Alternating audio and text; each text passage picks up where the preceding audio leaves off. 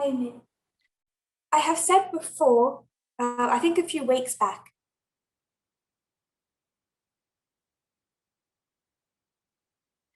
I'm working on a project to collate all the presentations that I've done since May 2020.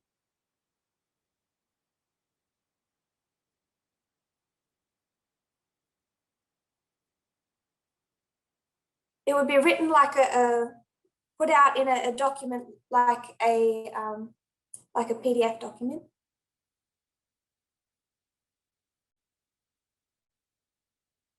And it'll list all the presentations in chronological order with what developed in each presentation.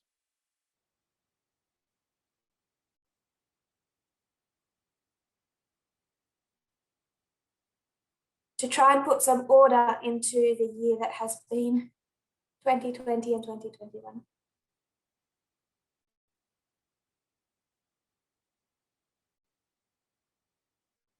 But that isn't yet ready. So the presentations that I'm doing at the moment, today's presentation,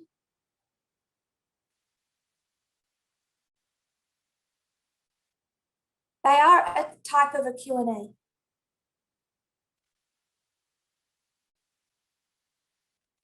Because they're questions that we've seen arise in this movement over the last weeks and months.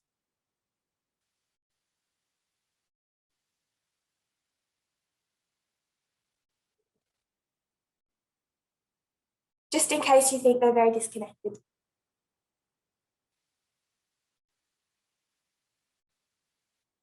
In Elder Parminder's last presentation, he brought up an important topic.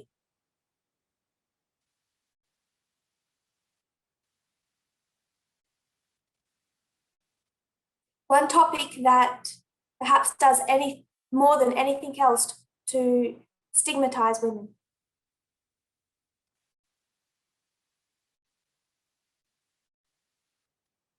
And I don't want us to be distracted from that topic, though we will mostly be discussing other things today.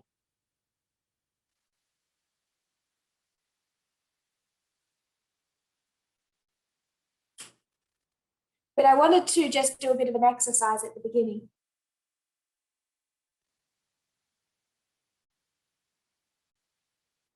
We're beginning to publicly discuss the stigma that exists around menstruation.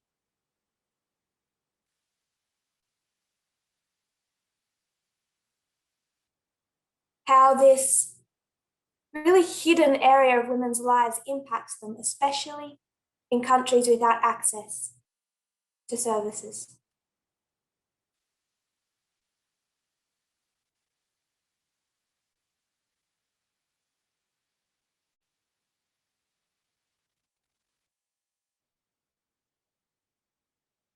And we've really only begun to enter into that discussion.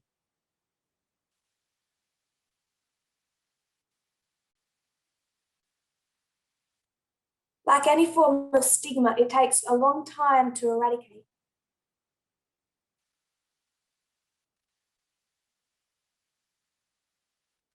Not just in the minds of the prejudiced, but the layers of damage even in the women themselves.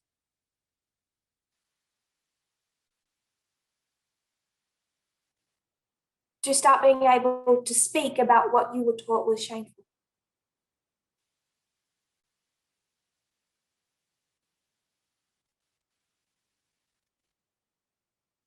I'm not naive. I know that's going to take months for this movement to get anywhere on.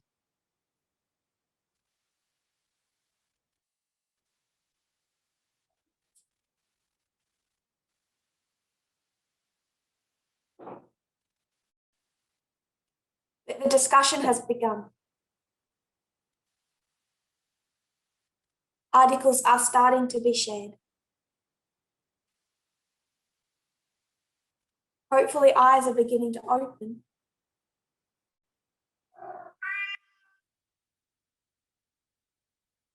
And slowly, women might begin to open up.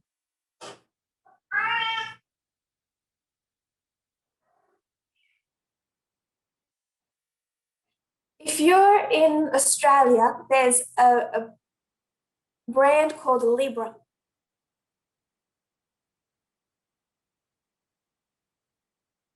I don't know how international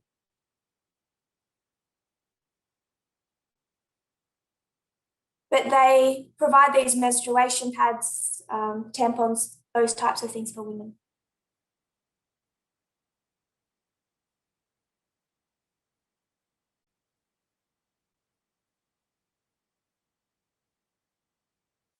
And around the wrapping, they've tried to make it fun for women.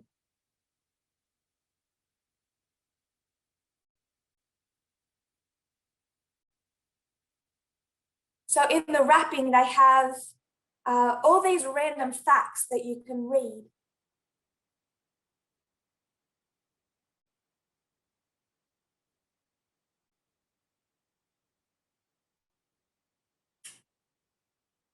This is obviously an attempt by the company to give a little bit of pleasure into a frankly awful experience.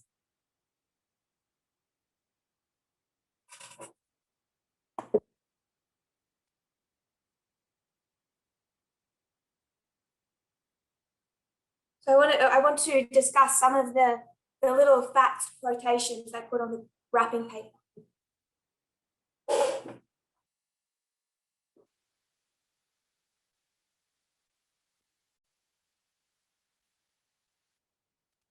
I'll start with a simple one. They say cold water weighs less than hot water.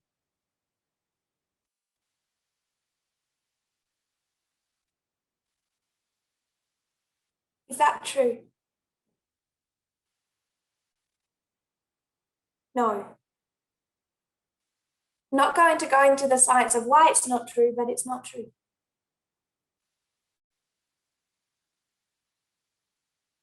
But it's relatively harmless.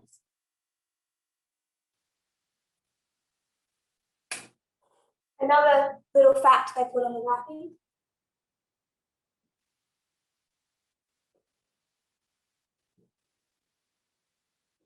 They say men sweat 40% more than women.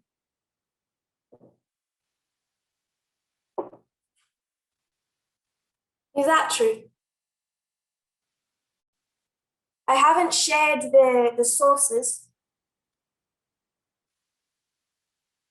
so I'll just paraphrase.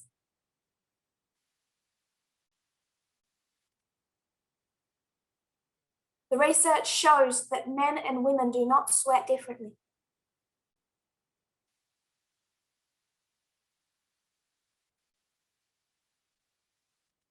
When you take away any differences that relate to body size and shape,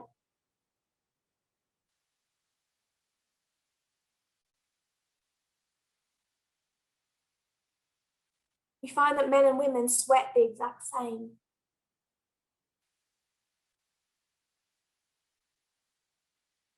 Which makes sense. Sweating is part of the body's safety mechanism.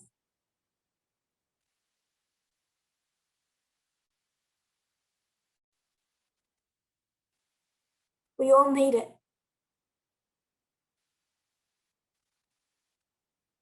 So this fact, men do not sweat more than women. In cases where they do, it's because of a particular body shape.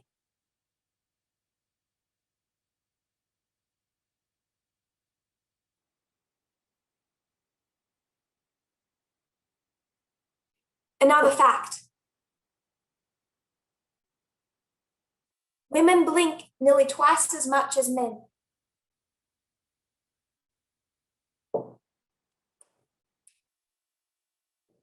Is this true? Now this one's more problematic.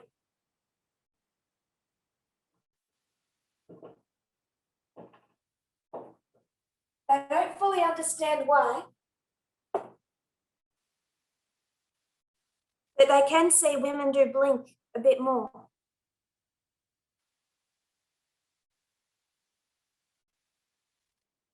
Some people believe it's because in those circumstances, women are more likely to be nervous under test.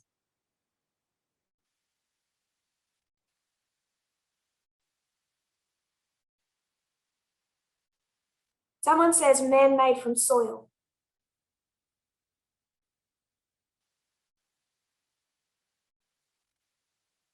Women made from bone. You think the whole body of Eve was formed from one rib?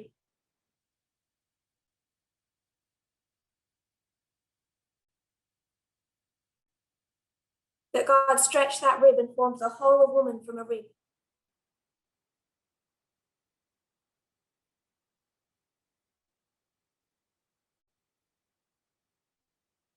And what was that rib made of? Soil. But you have it, thus saith the Lord.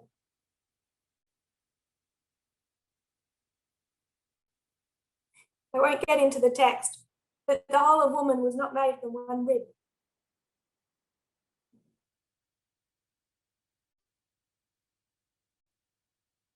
Even if that became part of her.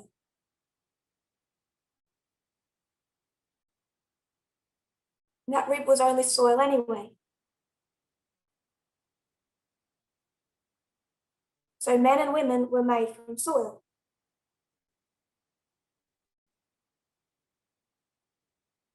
Men and women were made from the exact same thing.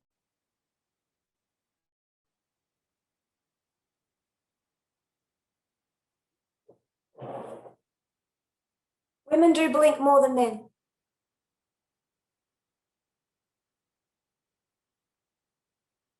Some studies show that women blink about 14.9 times per minute.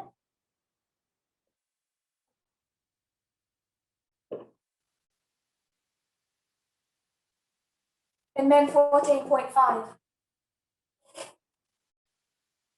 So you can see how problematic the studies are.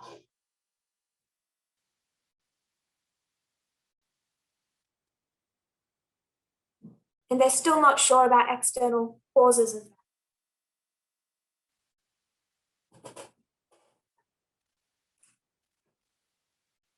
So we'll give this one a cross.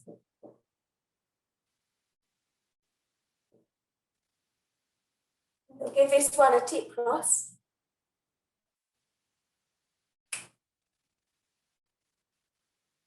Third, men have worse hearing.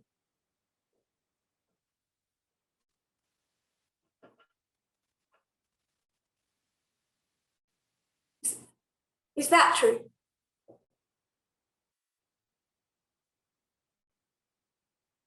Young boys and girls have identical hearing.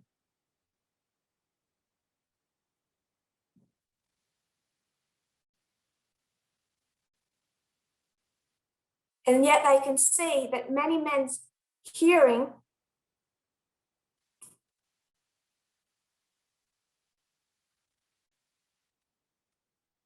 it becomes quite damaged as they grow older.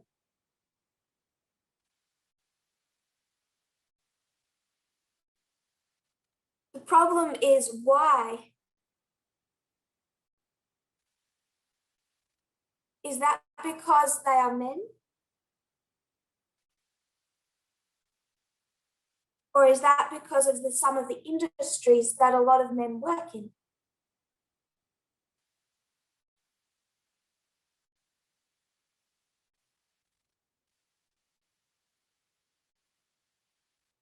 And when you take a large group to test,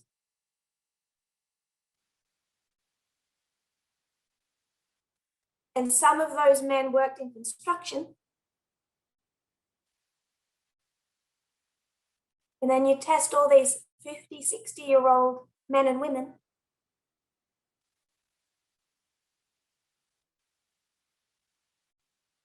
you're going to find hearing loss more in men than in women.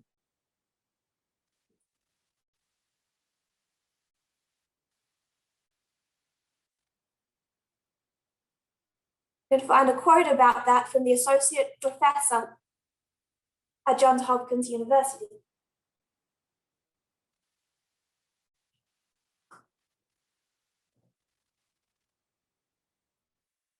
The last example I'll give.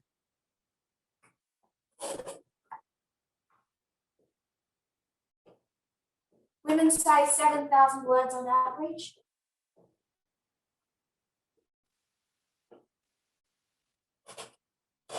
Men 2,000. Where does this come from? An article shared on the media broadcast 2 days ago.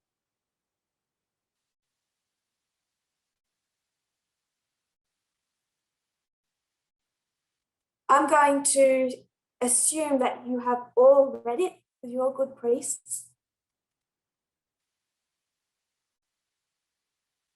A book was written in 2006 titled The Female Brain.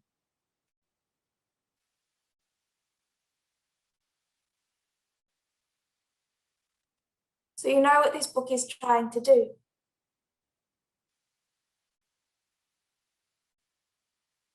The author is arguing that there is a distinct female brain that is different to a male brain.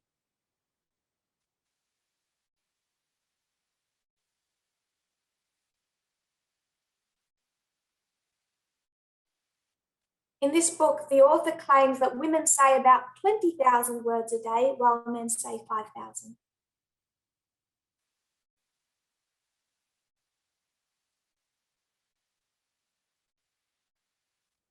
Every time you see this statement made, they give widely different answers for how much we speak.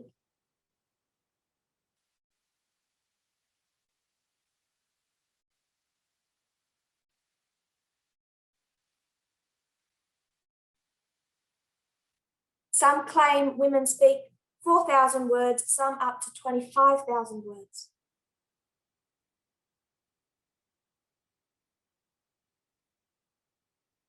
If you're going to have a scientific study that goes from 4,000 to 25,000, if that's your variable, there's a problem with your study.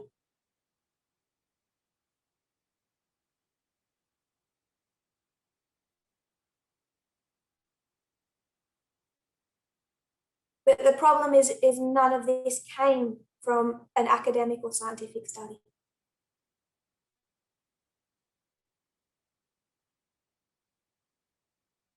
When the author, a woman, wrote the book, The Female Brain,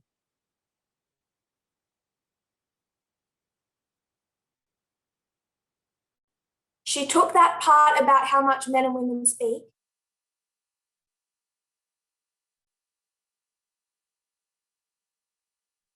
she lifted it straight from a self-help book.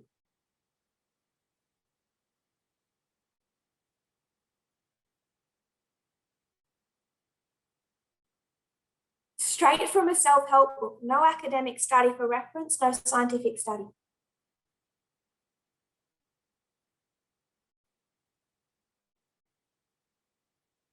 A linguistics professor at the University of Pennsylvania took her up on this.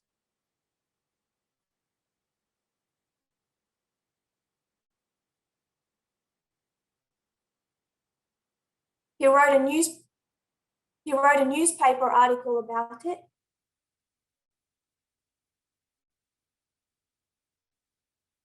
She was forced to remove the claim from the book.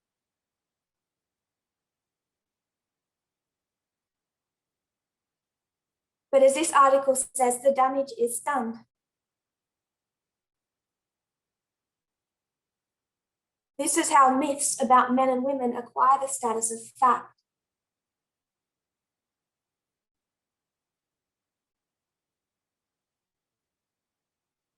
A linguistics researcher and a psychologist undertook 56 studies.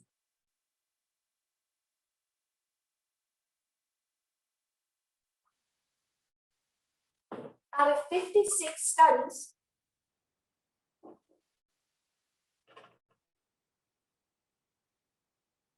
they found in the 56 two studies that showed women talked more than men.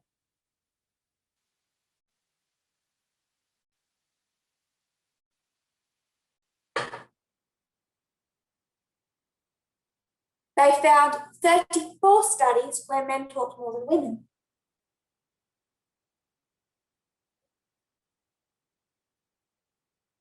They found 16 studies where they talked the same.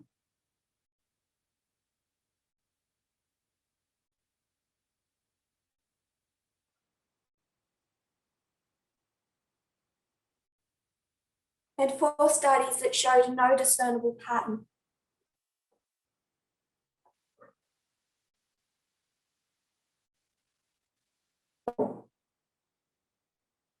What they did discern that the degree to which people spoke was not dependent on their gender, but their status.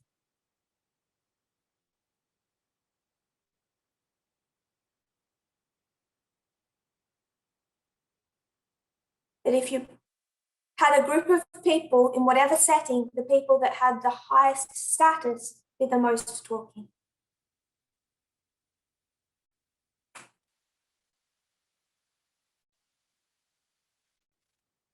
And in a lot of worldly settings, status would be male.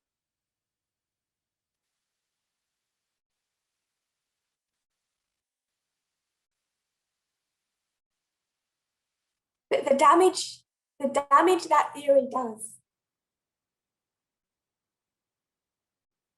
at least for me, it's easily visible.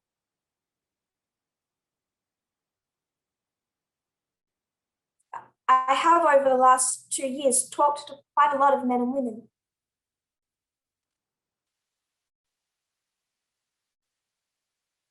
And it doesn't matter how little a woman says,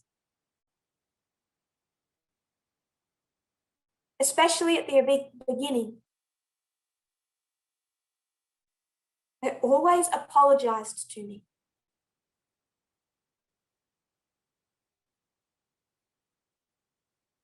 I would talk with men easily, freely.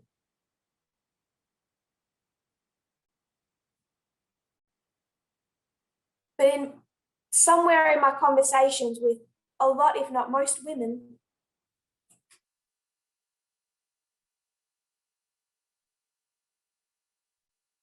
somewhere in that conversation would get to a point where they'd apologize for speaking.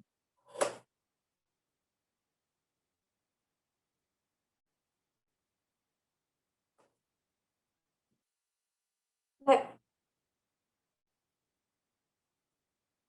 it makes young girls and then women feel self-conscious.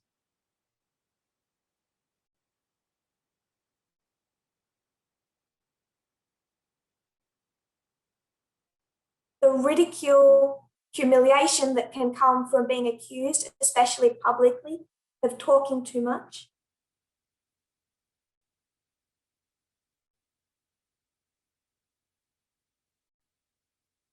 Like a woman.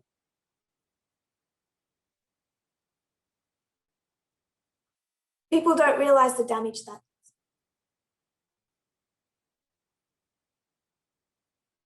How much women start to believe those same things.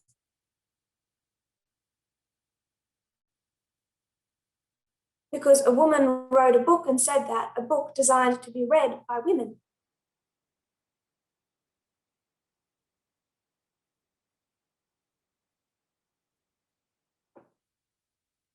And funnily enough, it was a male professor that fought her on it and had it removed.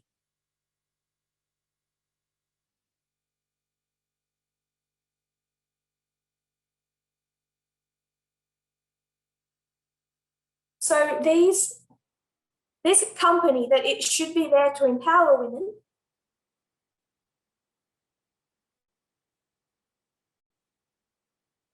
about half of the information, the fun facts that they are sharing are either problematic or just wrong.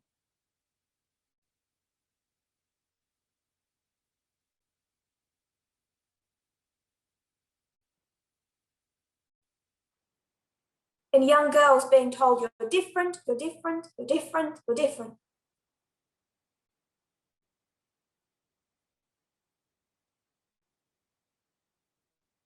And when we're in a culture that already discriminates, what what damage does that do? To train little girls just entering puberty through these products that they are different.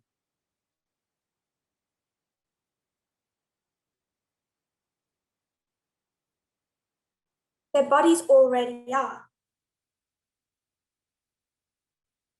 That's why they just had a period.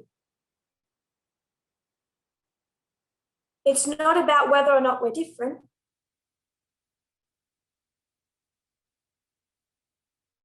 It's about how different are we really?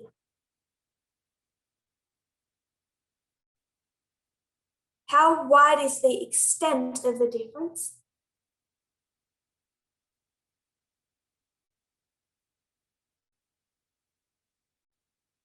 And what does it fundamentally mean?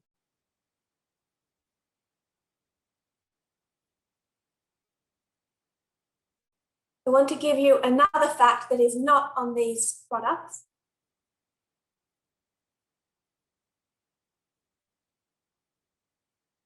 One that I found myself. Caucasian men are twice as likely to be colorblind as men from Asia.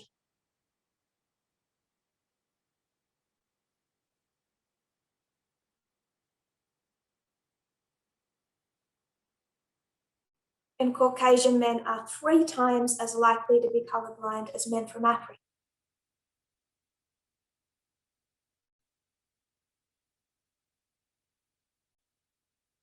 Whenever you take a group of people and divide them up,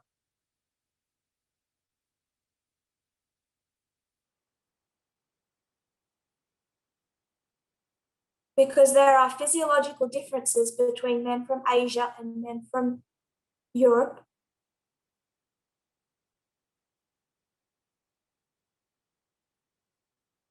you will start to find sometimes unexplained physiological differences between those group sets.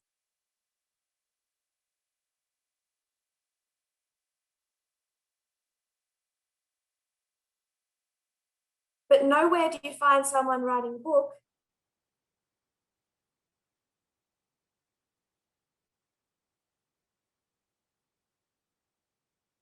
talking about the brain of a man from Africa and the brain of a man from Europe.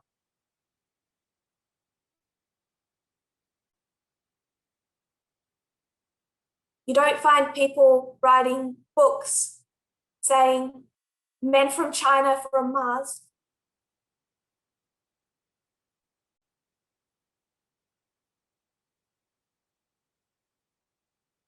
and men from Canada from Pluto. The differences exist through every subset of humanity.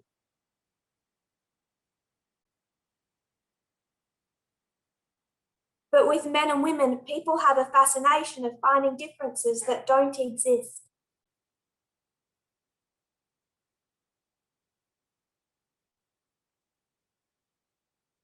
Then moving those differences from the physical to the psychological,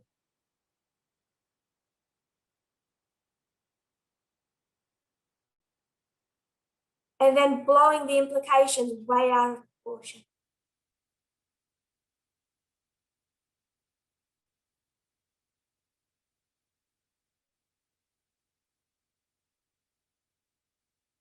And you know that if someone was to write a book about the difference of a man's brain in South Sudan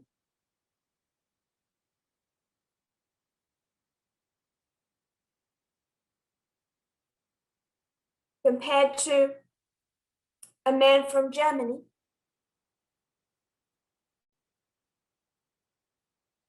you're going to find racism. I would suggest that when they do that to men and women,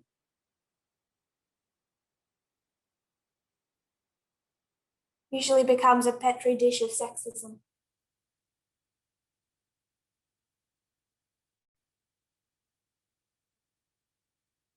And it's sad that these things are being instilled as facts in men and women from a young age.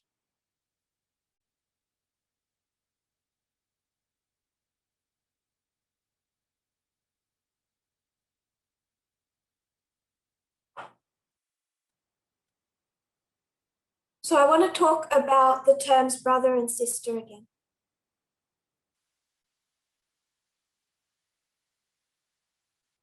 I've had good questions and good discussion over the last 2 weeks.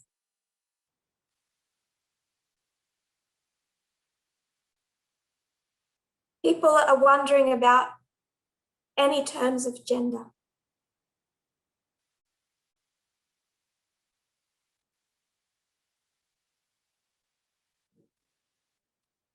Mother, father, aunt, uncle.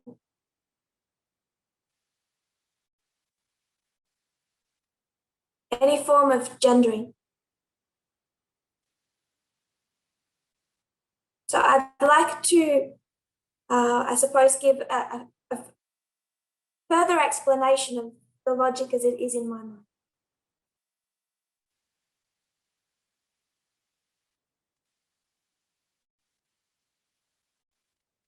Gender does exist. No one is saying that gender does not exist.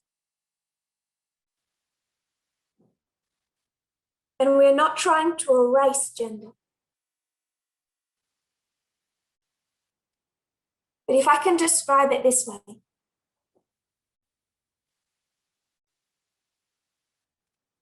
we meet together at an international camp meeting.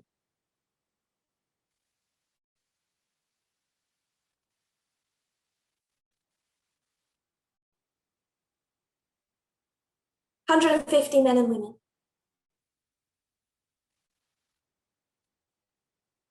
Now, if I take an interactive Q&A in that meeting,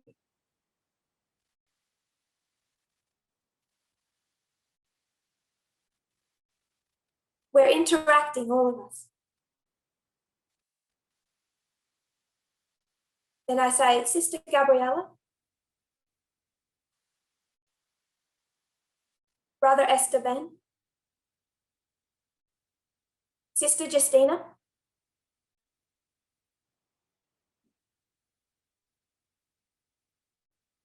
over that hour and a half, I'm dividing the movement into 2 groups of people.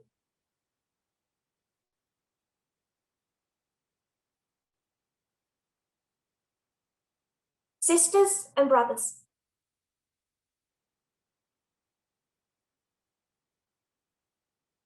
Back before gender was a test, that was perfect.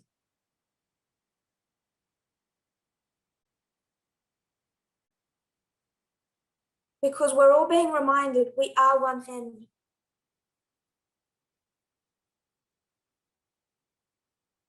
Some people think we're doing this to try and be less exclusive.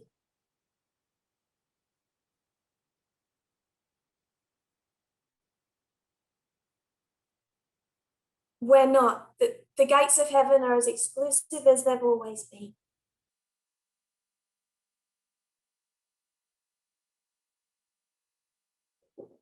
We don't get a say on that.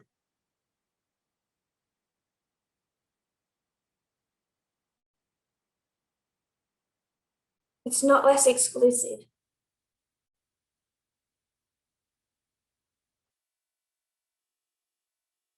We're not trying to eradicate the existence of gender.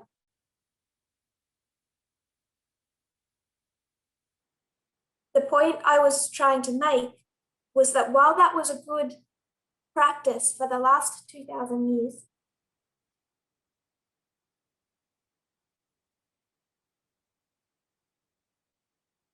we're in the time period when God is trying to show us just how wrong we understand it.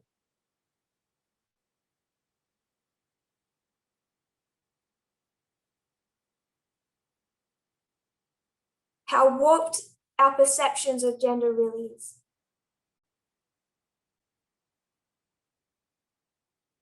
And all we're trying to do is take gender from being this big of a division between men and women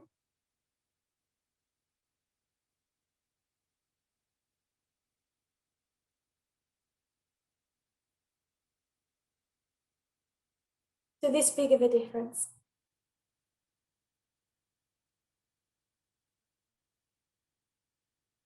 To to stop people bringing the physical into the psychological.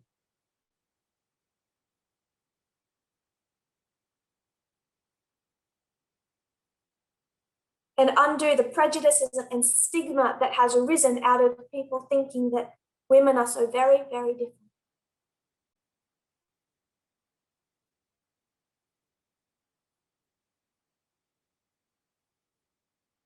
That gender is not the characteristic that defines you.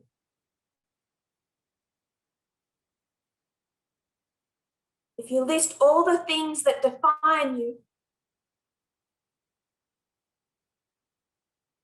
your gender is not the predominant characteristic.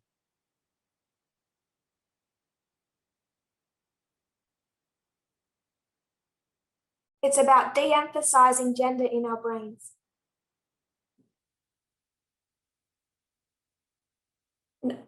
I'm not willing to go to a fellowship and verbally, constantly divide that fellowship into men and women.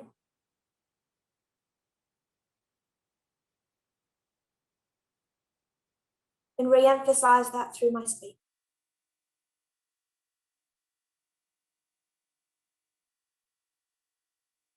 Some people have then wondered about the term elder.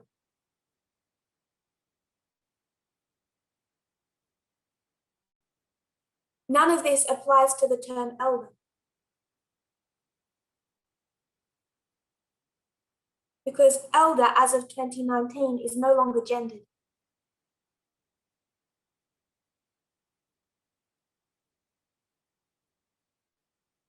Instead, it is as much a representation of equality as trousers.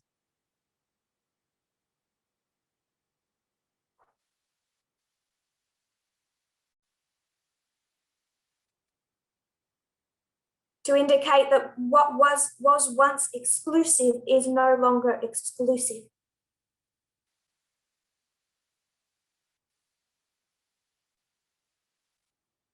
So I expect everyone to keep saying Elder Shaquet, Elder Terry.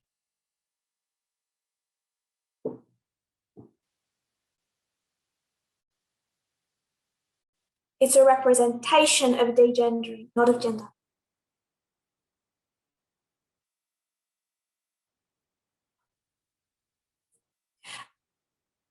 I hope that comes some way to explaining further what Elder Parminder and my thoughts were.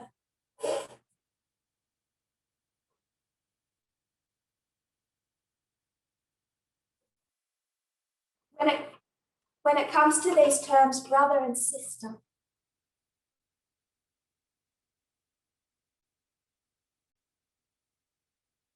if people have further questions, we can, I'm sure we'll end up revisiting this topic at some point in time.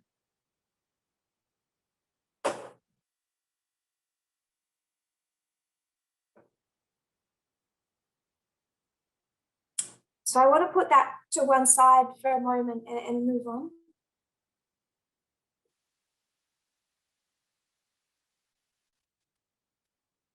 Move on to a question that Elder Parminder and I received during the week.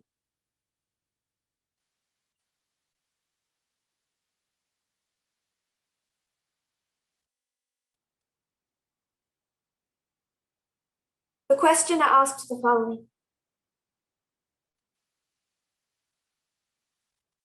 He said, there's a point I do not understand.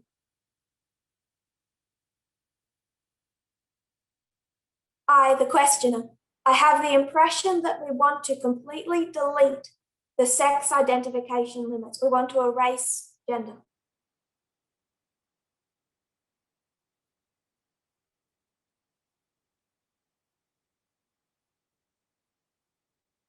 Is it still okay to identify a woman who has female genitals as a woman?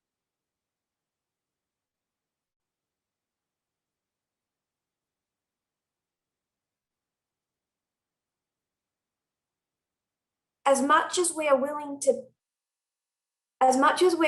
to delete these differences, there are physical differences that remain.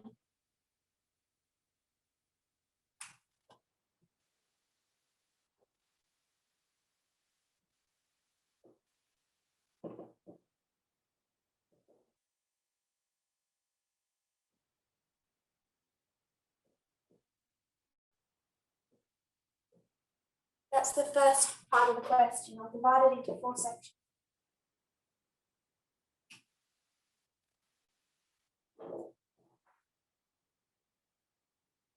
For example, a male is in average stronger than a female physically speaking.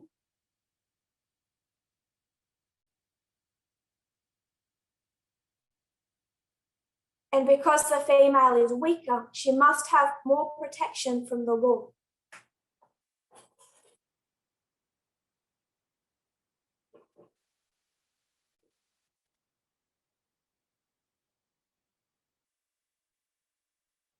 So the female is weaker. Therefore, the law must protect.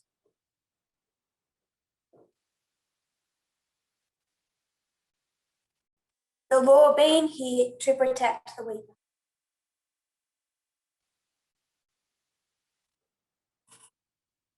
But if you want to protect the weaker, you must be able to identify the person who is weaker.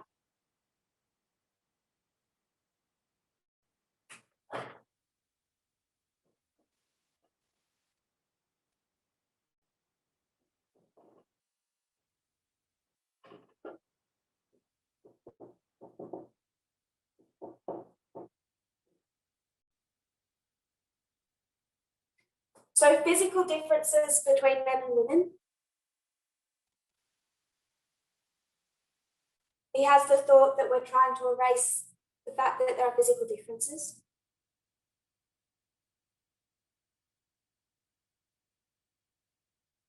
He gives an example of that to say that women are weaker.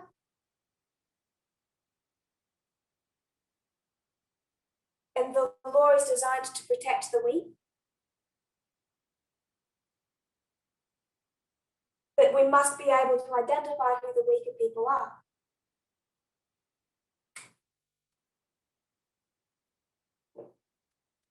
Which brings us to the third part of the question. He says, for example, the toilet problem.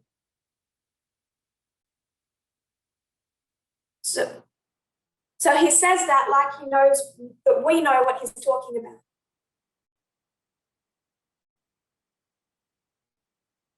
And we do.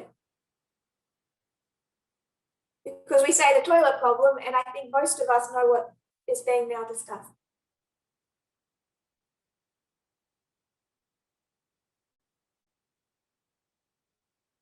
He says the division between men's toilets and women's toilets are there to protect women.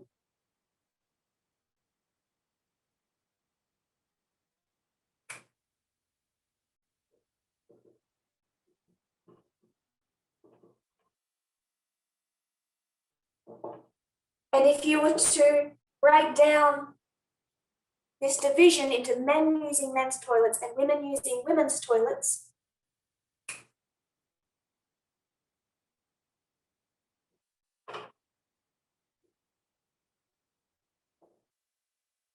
he says rates would increase.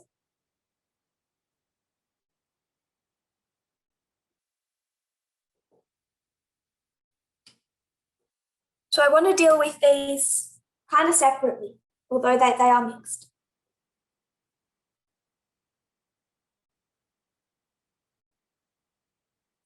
And I want to keep tackling this idea that I believe exists in some people's minds.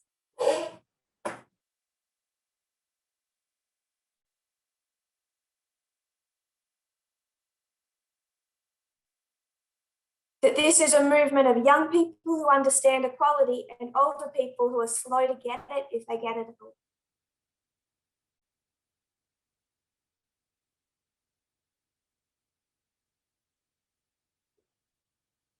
Just to tackle that a little further, this question was asked by a young person in the movement.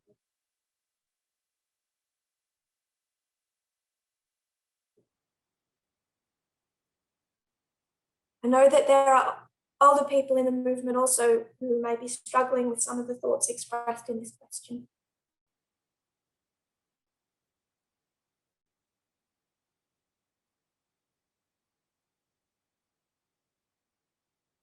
but the person to voice it was a young person.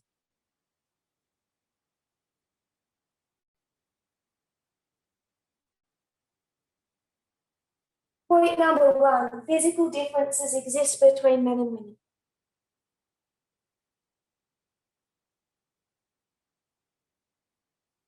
I agree.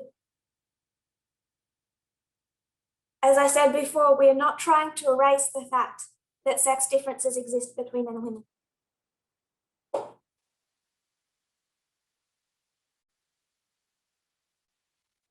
Our point is how great those differences are and what you do with them.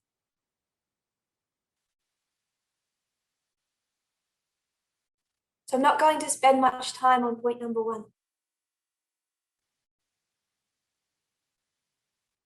Point I want to go to is point number two. I have less issue with point number two,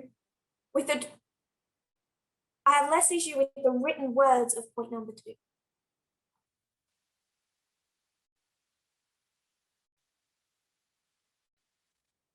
I have more of an issue with what is implied with point number two.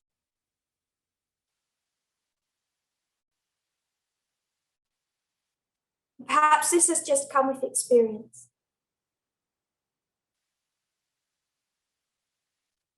But what has been quite obvious since 2019, through 2019 to today,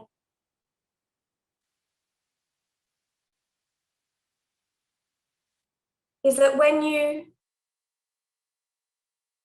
you dissect and diffuse every argument that people have for sexism,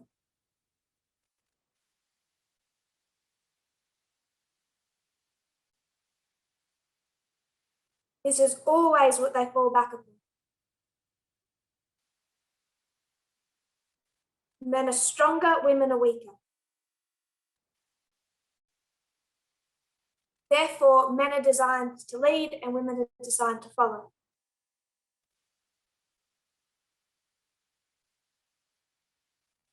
As if the best world leaders have always been the strongest ones.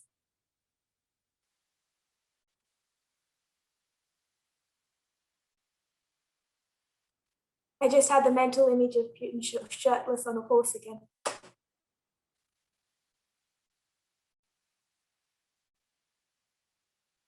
Is he a born leader because he can look strong on a horse?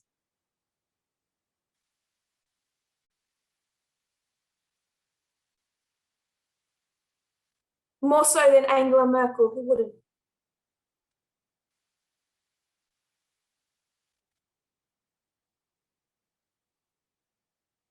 I'm not saying the questioner is doing this, but this is what happens over and over again.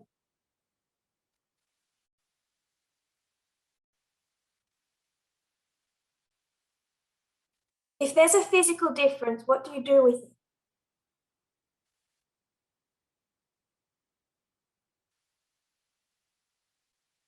And people move the physical into the mental and the spiritual.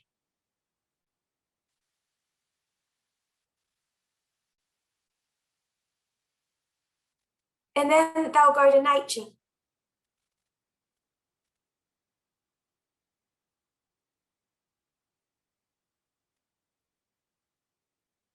You'll see the bull, the strong one with the herd of cows, is obviously the leader.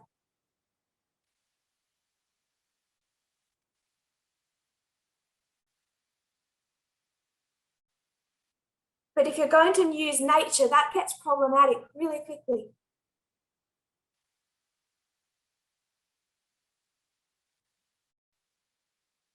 You go to the lion,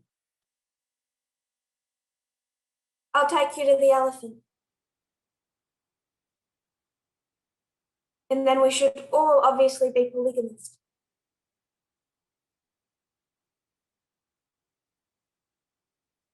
Because bulls are.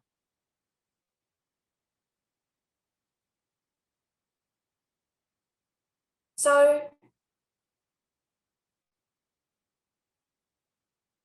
that's how this argument has been repeatedly used in this movement.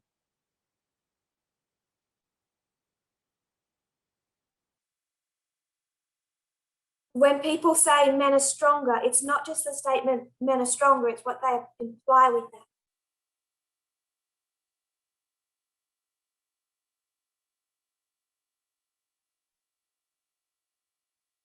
And just to address the runaway chat section,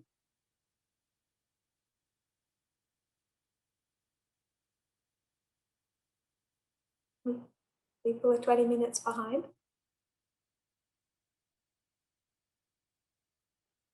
When it comes to fact, you can't use a personal example.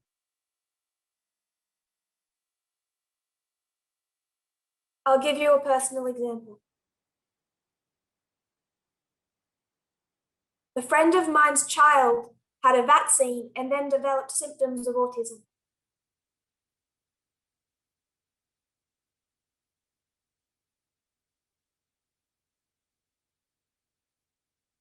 You can't say you know someone to prove something. That's how we got in trouble over and over and over again.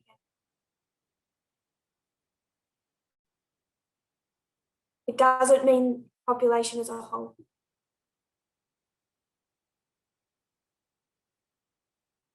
It doesn't mean that there aren't other factors.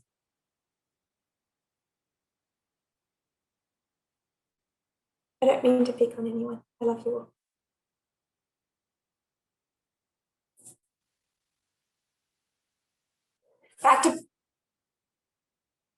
Back to present topic. The female being weaker argument is dangerous. Most particularly because how people use it.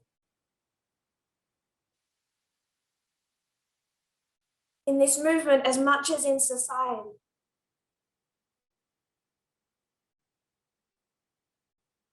It exists in society, that's why Putin had to give that kind of persona.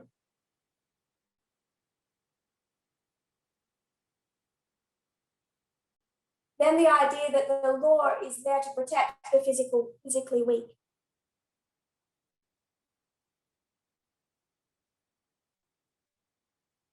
I think this is to miss the point of what's wrong with society.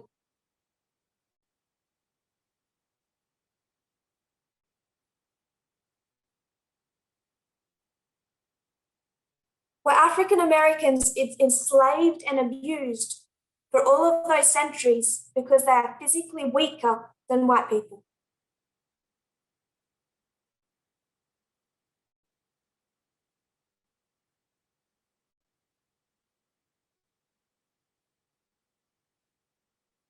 No. In fact, many of those African Americans brought over as slaves were so physically powerful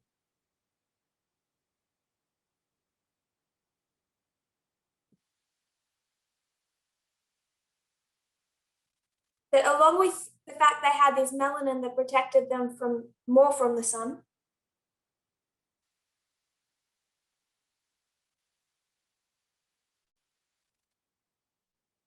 it was seen as evidence that they were meant to work in the fields and treated like beasts.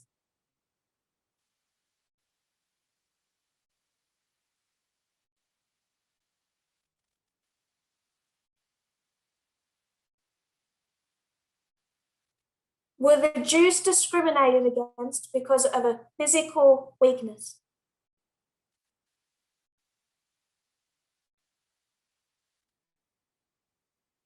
The law is there to protect the vulnerable. But what makes people vulnerable is not physical weakness.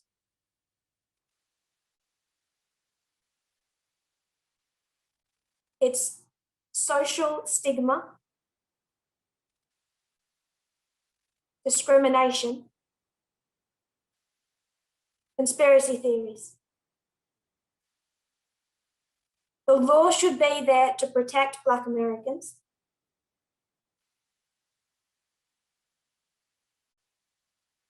Muslims, Jews, LGBT, women. None of that is because of a physical weakness.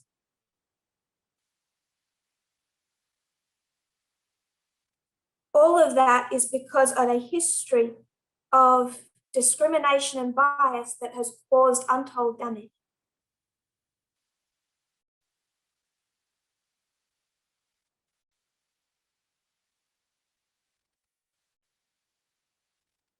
When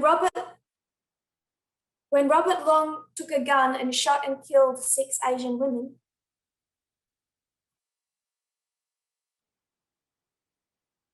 did he shoot them because they were weak and physically easy targets?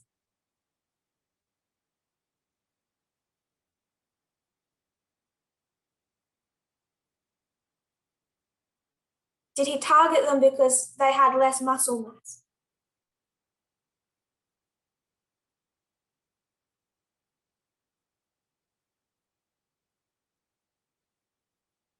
Or is this incident and many other instances that don't get reported about stigma?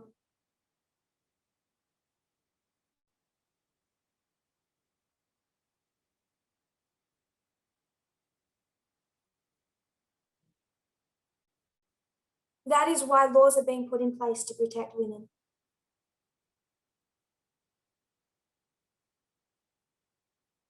So I do think that the questioner is missing the point about what the law is there to do.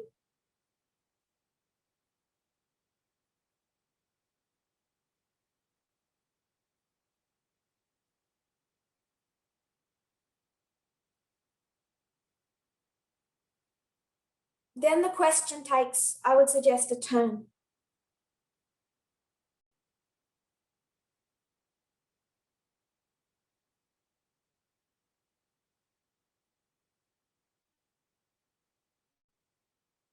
I would suggest here. Now, we're already over halfway through the presentation.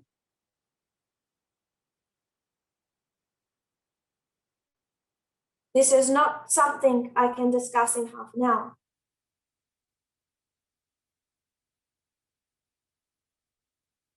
So hopefully people are okay with something being begun and left and continued later on.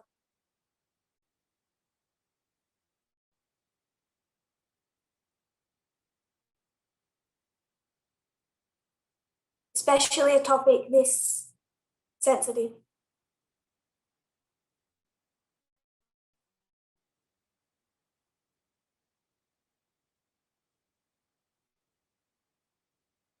He says you need to be able to physically identify between the weaker and the stronger.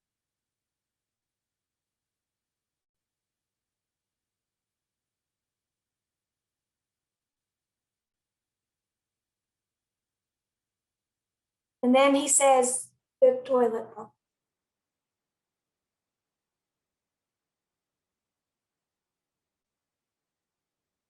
So if you're going to divide people just by physical strength, you are going to face a problem.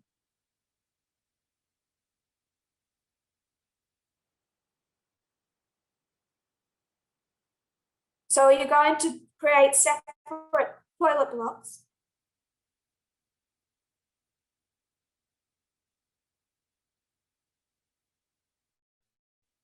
One for men from South Korea and one for men from South Sudan.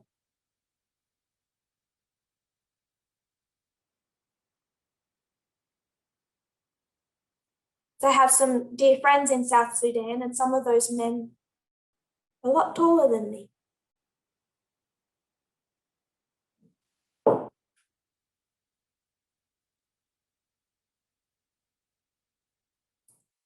And men from some Asian countries are identified as being more petite.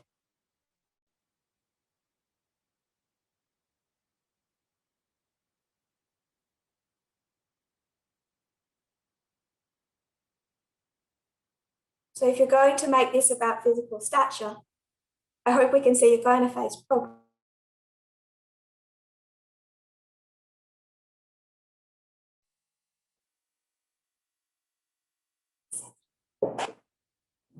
But I would suggest at this point The author moves away from discussing gender as we have so far covered it.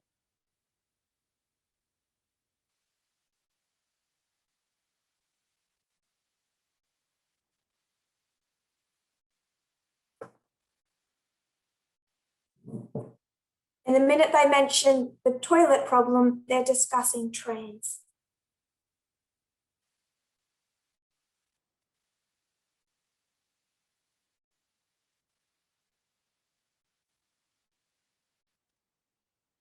And in the remaining short time we have, I want to head in that direction to a discussion of trans.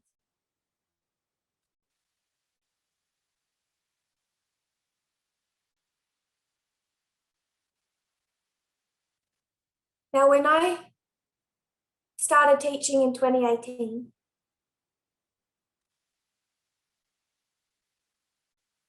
forcefully about gender in 2019,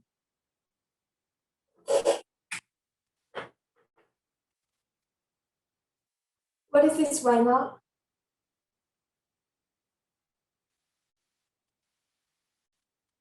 It's the cross. And as we have taught for some time now, you know, all of this issue is about gender.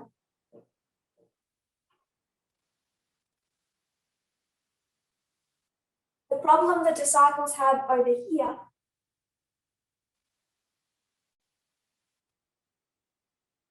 is that they still don't get it. Because over here, sorry, I've messed all that up.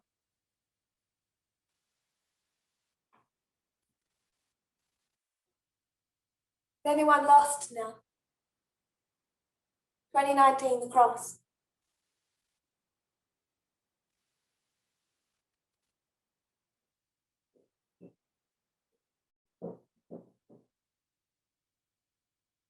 No one's lost. 2019, the cross, the test. Because back here, what we were given was two streams of information.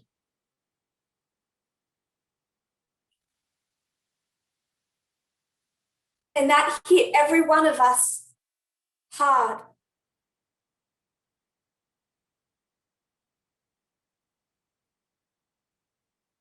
Chemtrails, vaccines.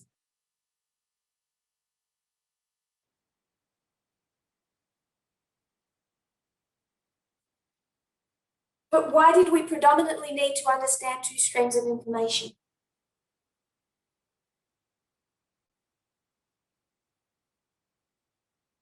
Other than all the other reasons that were good reasons,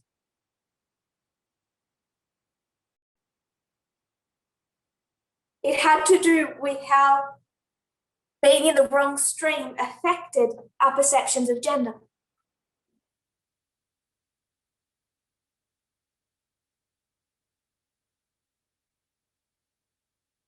Because we didn't have a midnight cry message that was designed to teach you about Monsanto.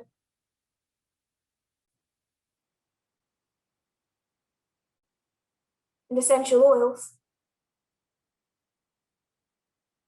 It was about gender. So we needed to understand the danger of a wrong stream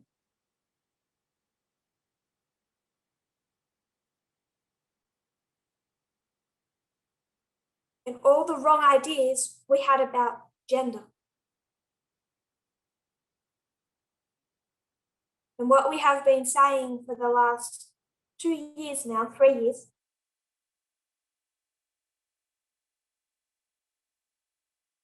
is that if you think we've arrived where we're fully relearnt, what we haven't.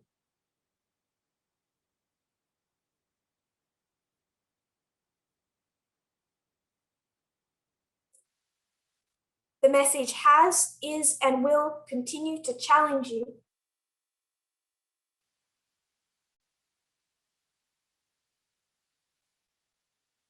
in all the areas where conspiratorial thinking,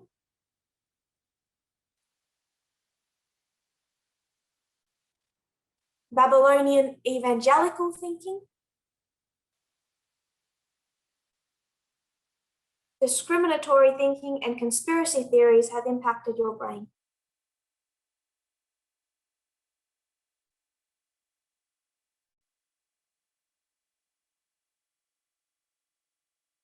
Don't get this far and give up on the learning process.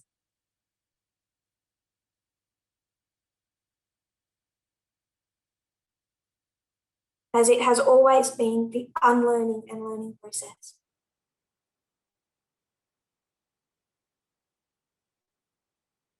So I want to explain some foundational things before going further.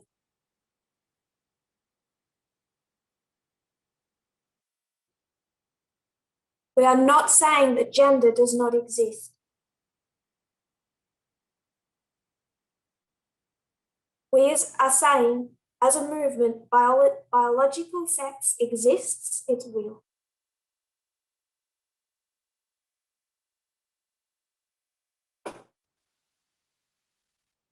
I'm now being more precise. I'm not saying gender, I'm saying biological sex.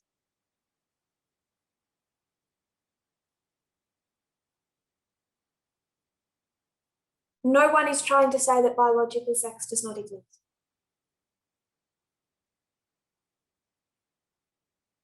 What do I mean when I say biological sex? It would be a sexual identity, male or female, that's assigned to you at birth according to your biology.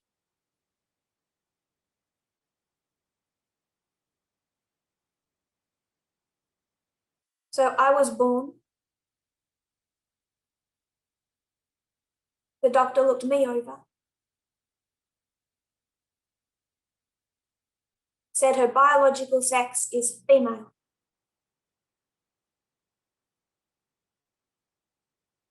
We believe that is real, it exists.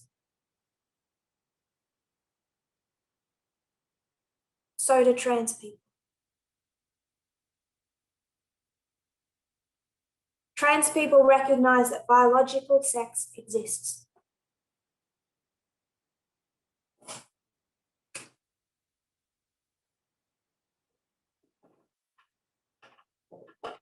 We all agree on this.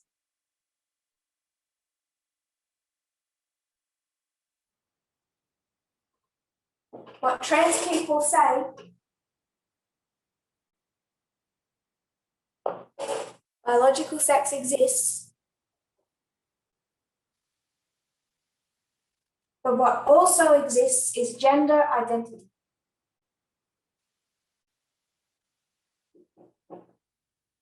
So I was born.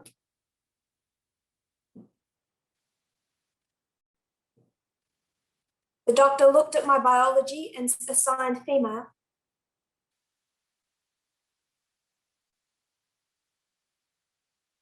And as I grew and developed, I knew in my brain that I was female.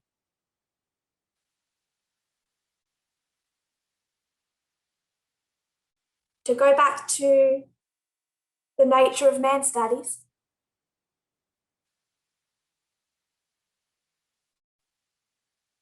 the mind and the shell agree.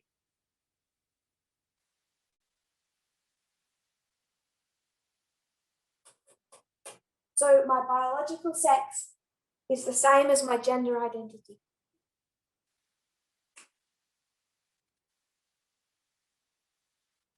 So I'm a cis woman.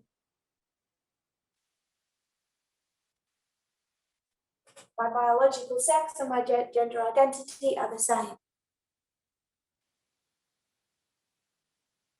The vast majority of people, as they develop, their gender identity does conform to their biological sex.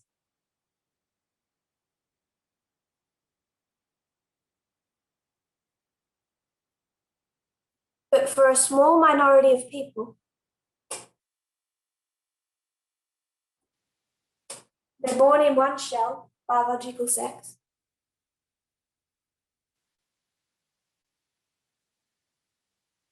And as they grow, usually from a young age,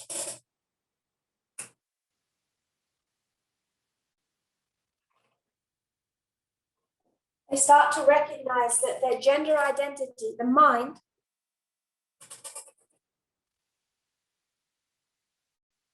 is not in agreement with their biological sex. If people start diagnosing this, I will turn off chat. This is not hormonal issues.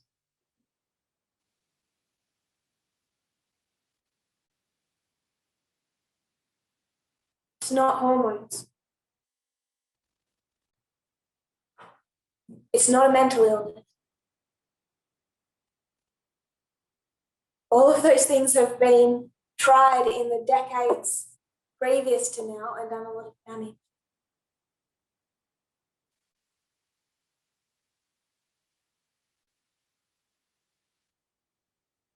Kind of like gay conversion therapy.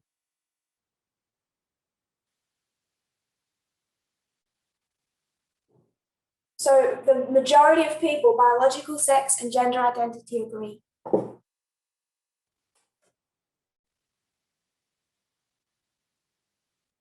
Trans people recognize biological sex exists.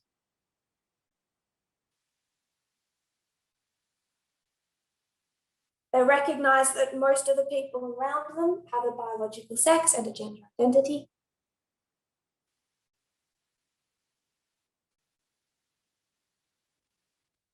But in themselves, they recognize something is discordant.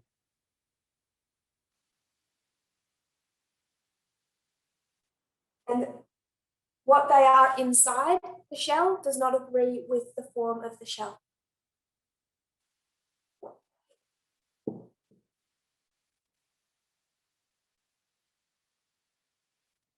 And this problem has existed across different cultures for centuries.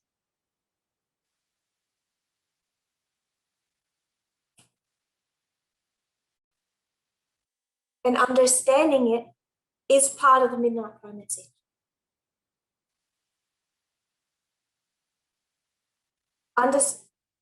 Understanding these people and how we relate to them and how we and society should treat them.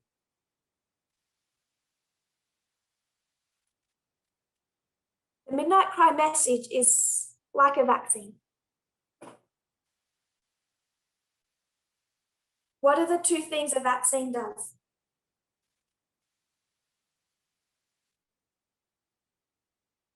A vaccine protects you, and a vaccine protects the community. It has a twofold job.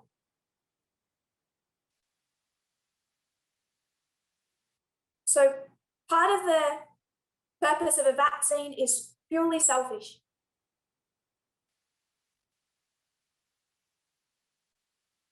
It's designed to protect you from the disease. I'm going to call the disease sexism.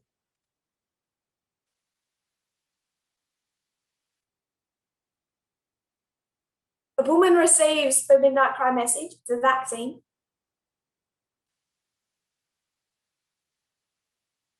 It's designed to protect and heal her.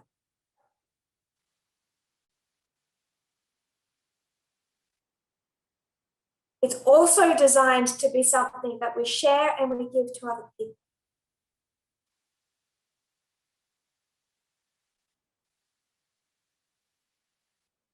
So if a Black person takes the Midnight Cry message,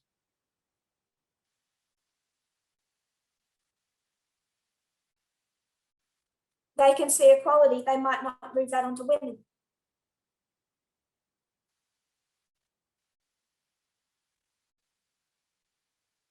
Failed at one part of that vaccine.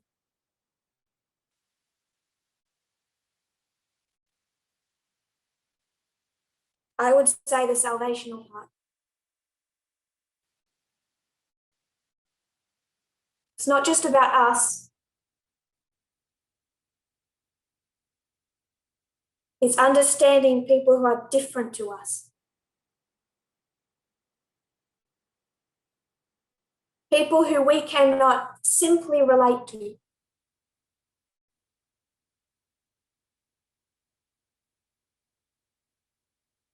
So I might receive the midnight cry message,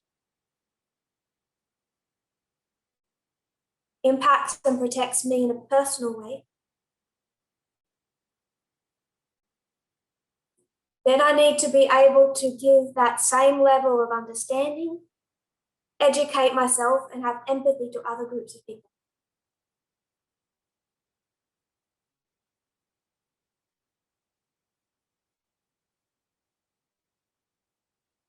I don't know what it's like to be Black in a racist world.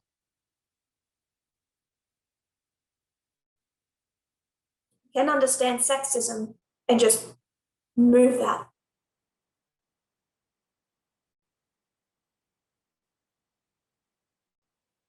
I do not know what it is like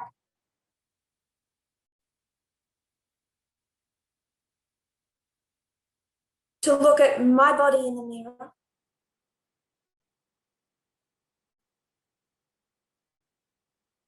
and recognize that who I am inside does not agree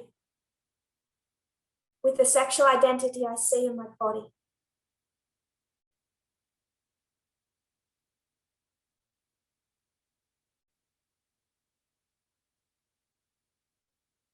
Ignorance is excusable to a point.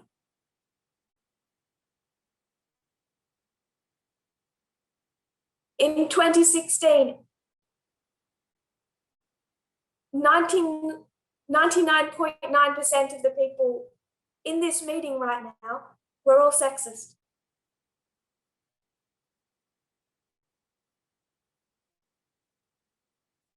Embedded with conspiracy theories. So if you still have ignorance when it comes to trans issues,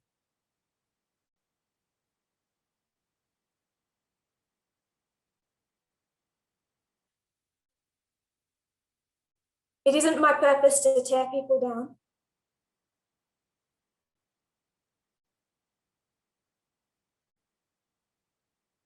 But just as gender relates to women, gender relates to trans.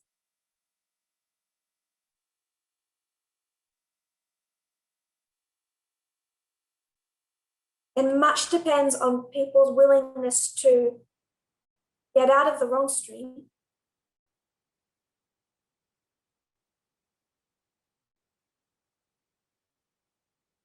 shake off everything you've imbibed from it,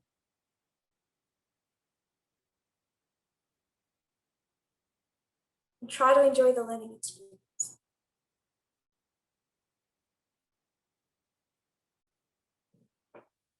For a small minority of people, their biological sex and their gender identity do not agree.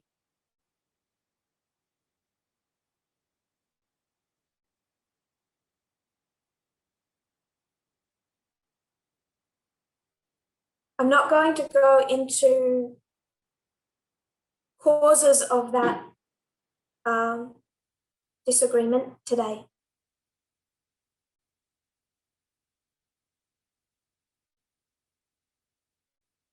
I want to instead address history, the history of where this came externally.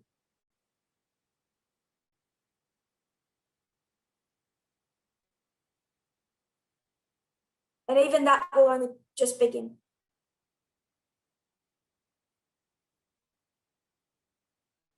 Because when you look at LGBT issues externally,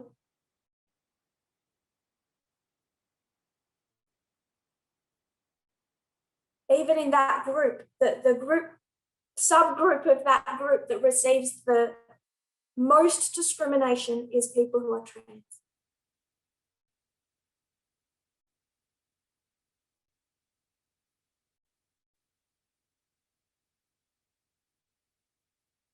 We look at 2014.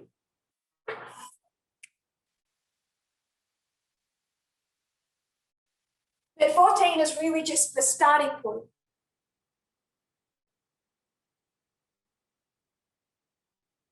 We're going to head into 15 and 16.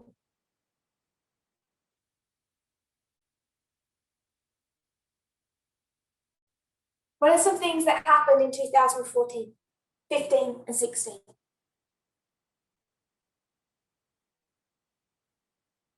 This 2-3 year period.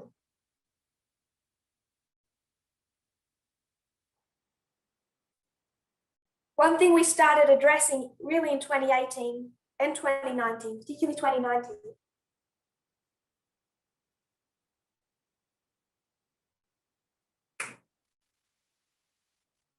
(2015) gay marriage.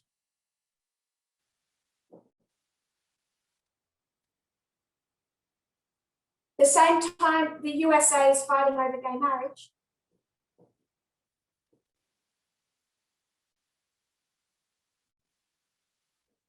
the Adventist Church is fighting over women's ordination.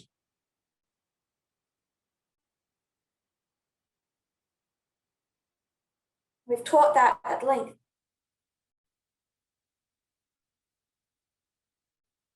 For reasons I won't go into today,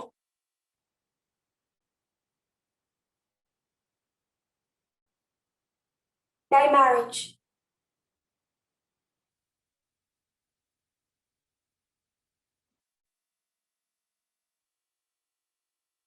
The point in time when that became a major discussion and issue in the United States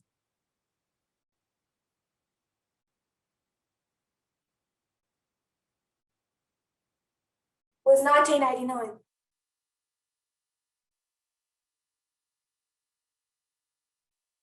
Reignited in 2009.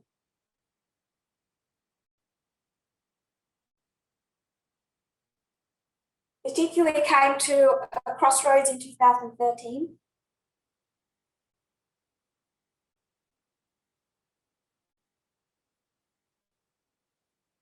In 2014 was the turning point. And 15, it became law through the Supreme Court. Simplified.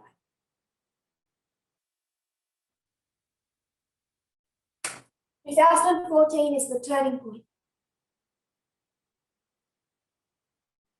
for the judicial branch. We've discussed that at length.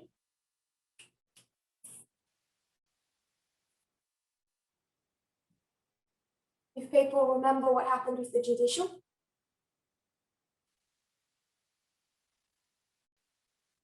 Turning point for the legislative.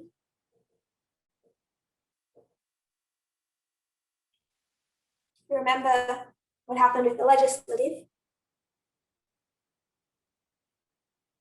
This is all about Steve Bannon, Jeff Sessions, Mitch McConnell.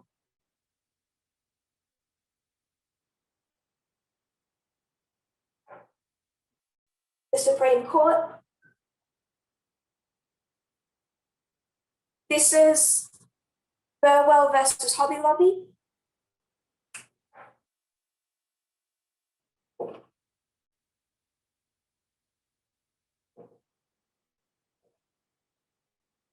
Which was recognized by, what's her name? It was recognized by RBG as a turning point on the separation between church and state.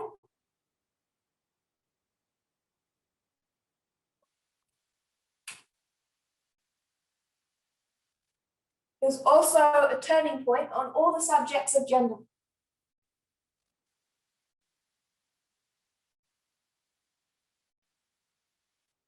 Internally and externally. What led to 2015 and what led to 2016.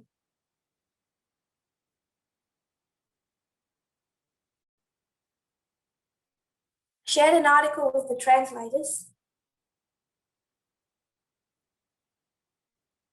If all the translators could open that article.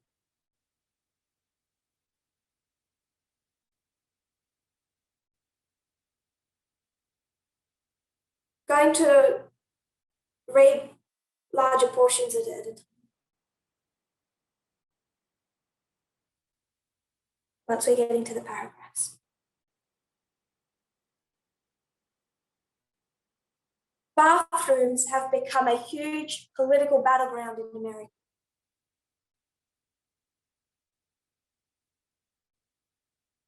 Now, I will comment, this is a 2016 article.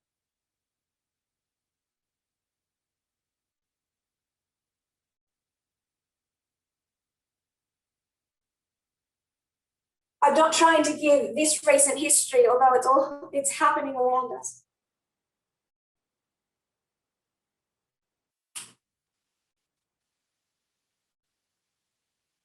I want to be a bit focused and just show where it really began.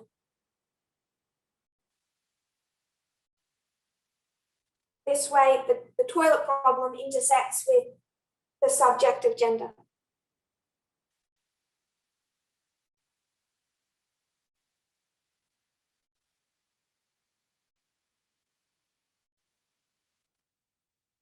On Wednesday, remember this is in 2016, the Trump administration took its first major anti-LGBTQ policy action by rescinding a guidance that protected transgender students from discrimination in federally funded schools, and most controversially asked schools to let trans students use the bathrooms and locker rooms that correspond with their gender identity.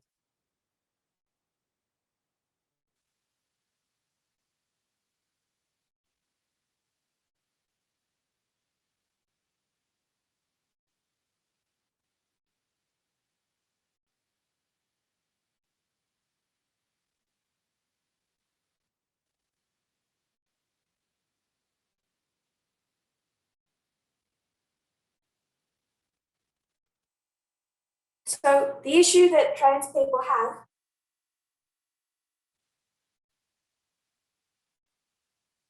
is they have this gender discord.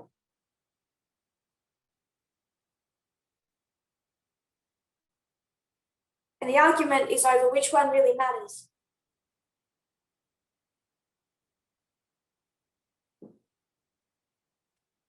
If you were to be cut off at the neck,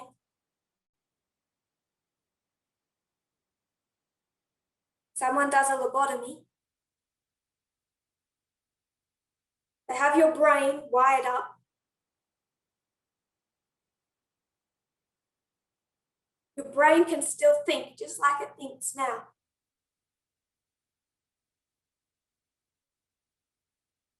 In your brain, are you thinking as a man or a woman? Do you see yourself as male or female?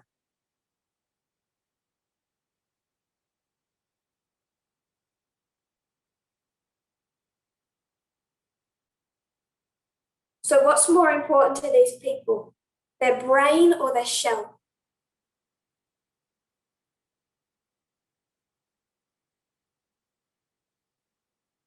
They all recognize it's the brain. Because if the shell was all removed, you'd still know who you were. So what they try and do is bring the biological sex as much into line with their gender identity as they can, but it moves in this direction.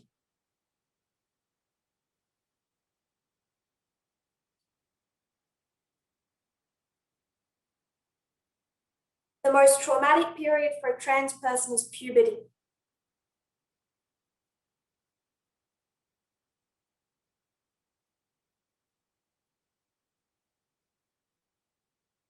It's a puberty, they see a body developing that the brain has rejected.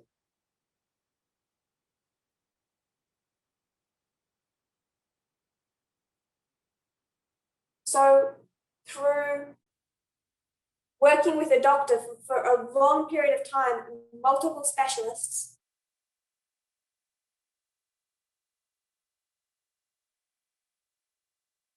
through a rigorous process,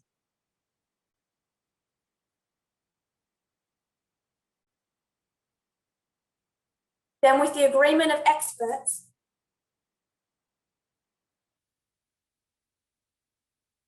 again, after a rigorous process, this does not happen easily.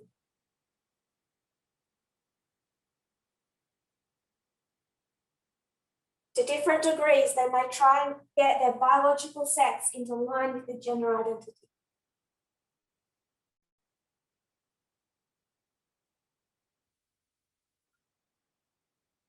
Now, this is an area where there is a lot of disinformation.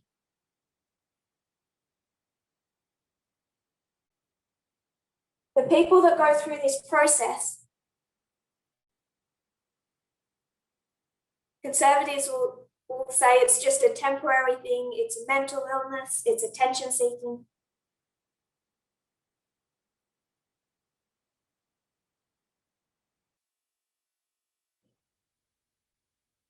Of the studies that have been done, it is shown the people that here transition, that's called trans,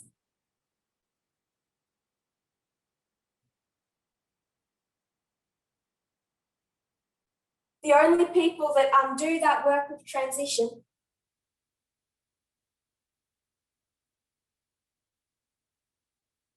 say they are born with female sexual organs,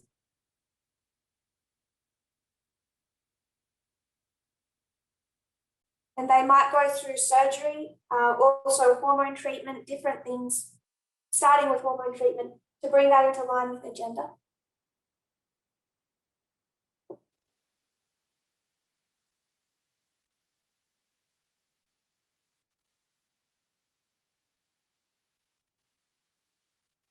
Conservatives will say that a large proportion regret that and then attempt to undo it.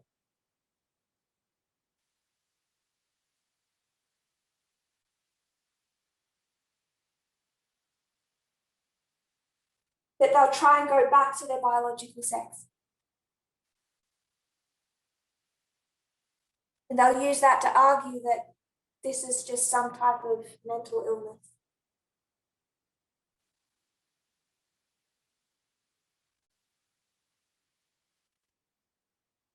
There is as much, perhaps more ignorance and disinformation around this issue than around women.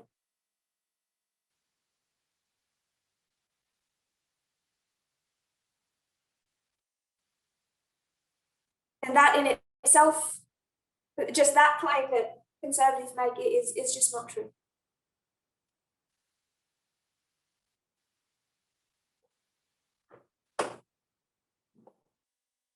There are not very many studies on the percentage of people who detransition after they have transitioned.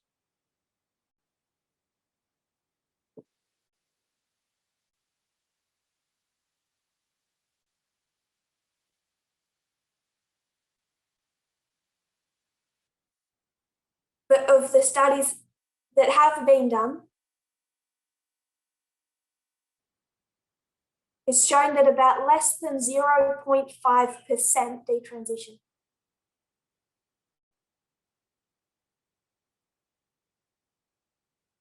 Which shows you how serious they are about this discord in their bodies.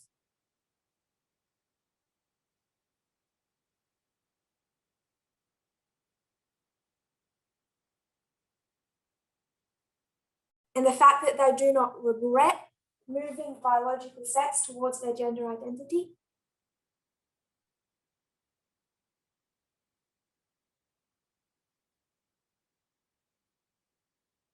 Shows that this is not a phase.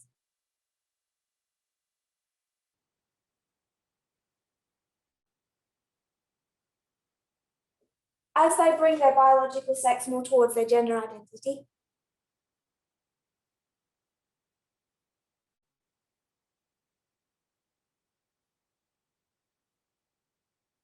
they start to live in ways in accordance with their gender identity.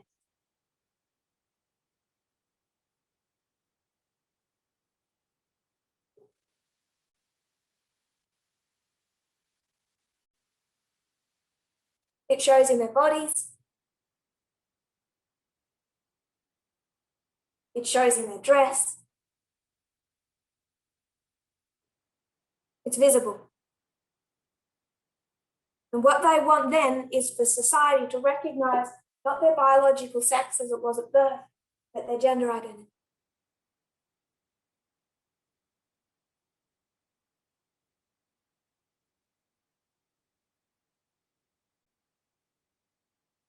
And the amount of discrimination they face in society is massive.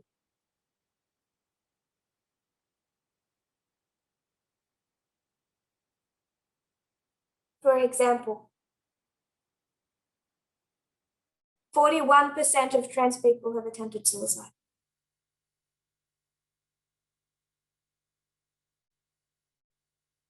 This is not because they are more likely to have mental illness, because it's a mental illness.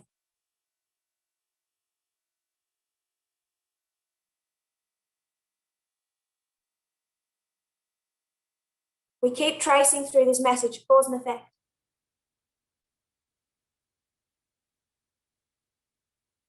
And the effect that discrimination has on vulnerable people.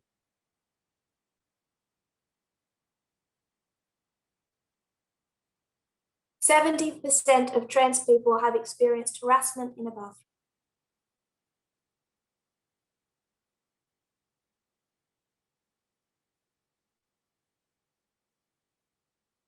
%70%. So they're looking for a place they feel safe.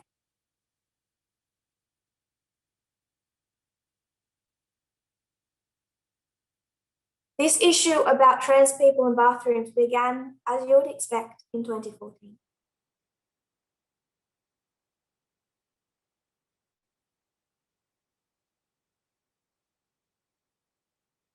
Therefore, you should know that you, as a priest, are required to understand it.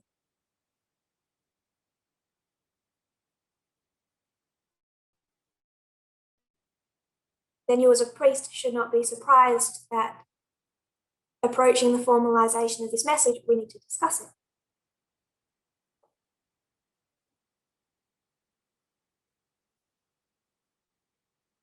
Began in 2014 in Houston.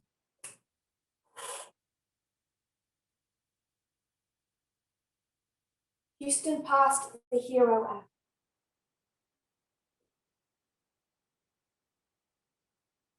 Houston Equal Rights Ordinance.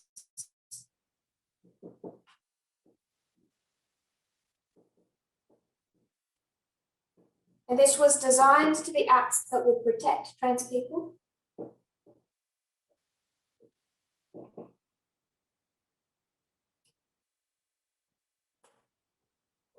not just trans people, women. It prohibited discrimination against people based on a variety of traits.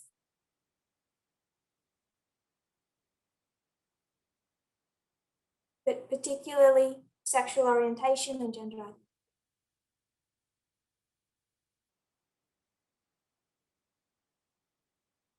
It was designed to fill in a gap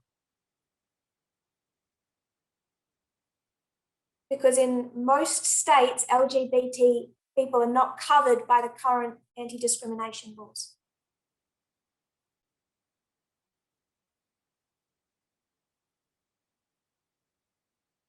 And as you would expect, the stream that we know to be problematic reacted.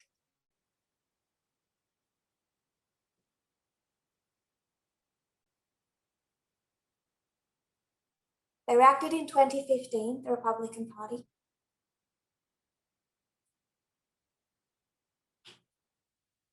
But they had a problem.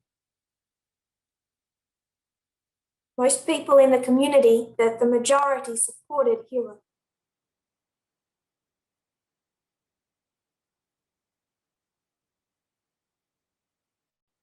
So how do you turn the tide of public opinion?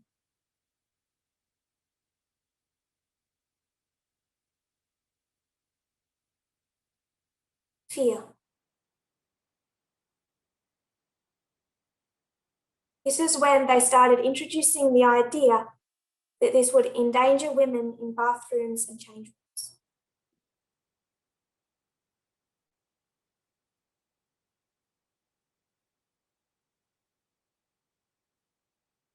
I won't go any further because we need to close.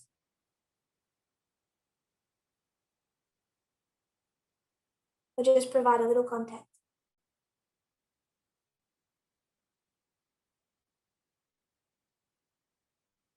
In 2014, efforts are made to protect LGBT people from discrimination.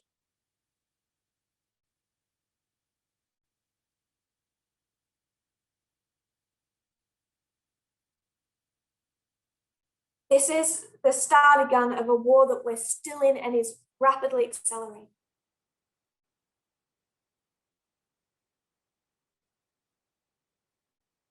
Now, you know that when it comes to 2015, this movement has a clear and prophetic position on both gay marriage and women's ordination.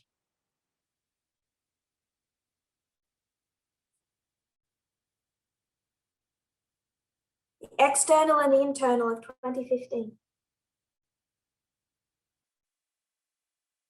We've been teaching that since the Brazil school in 2019.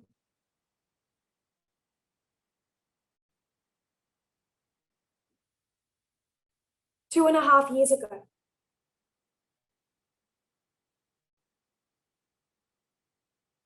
To change public support for Hero, Conservatives latched on a tried and true plan.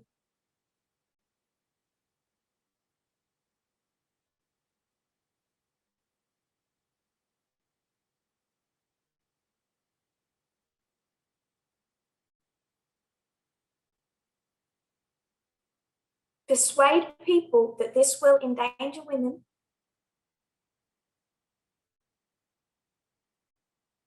that sexual assault and rape will increase,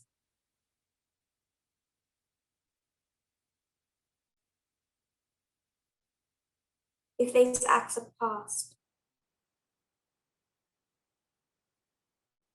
I will say this once now, but I will repeat it in future presentations.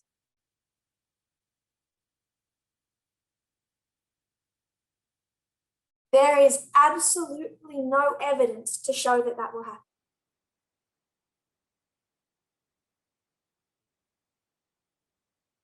There is abundant evidence to show that it's unlikely.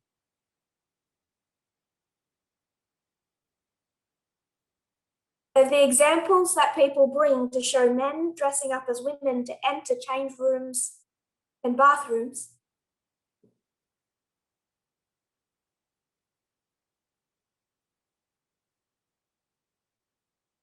or women's shelters, any women-only space,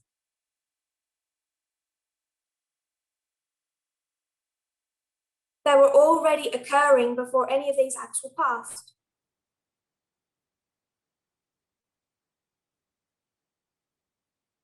Because what is to stop a man doing that on any given day, with or without a discrimination act?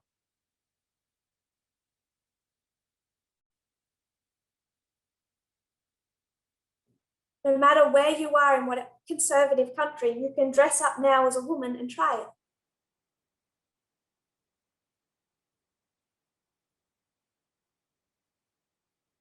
And the areas that have brought in these rules and allowed trans women into women-only spaces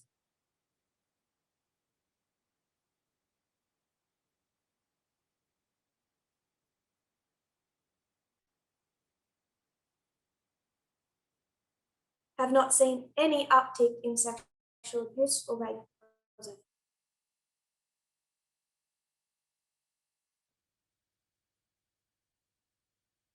This is fear-mongering. But worse, it's a deliberate tactical plan.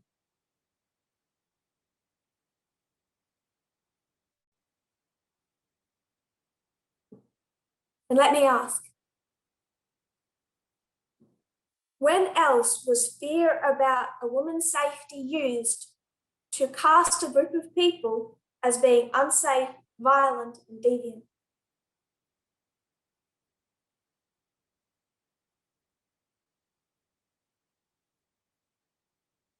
When else was a group of people cast in a light as being violent and deviant,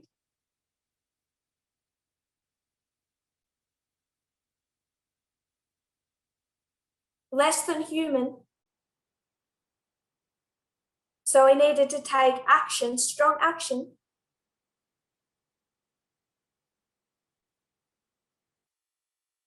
I'll give you a hint. To protect white women.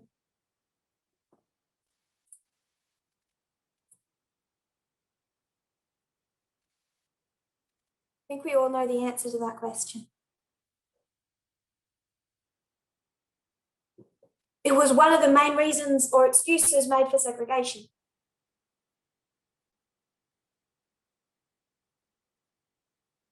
The idea that not just black women, black men, but also black women would put white women in danger.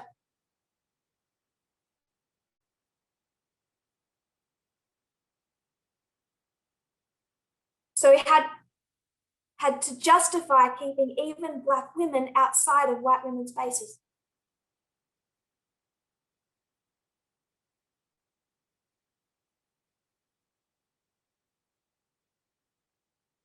Now, women need protecting. Not because of a physical weakness,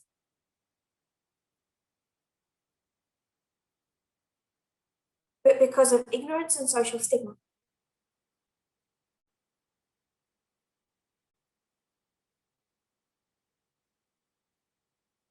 Shouldn't trans women be given the same care?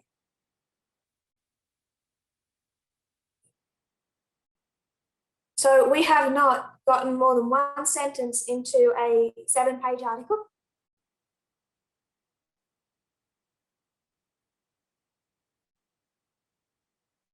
We've only begun to touch on the subject of trans, but we will discuss it further.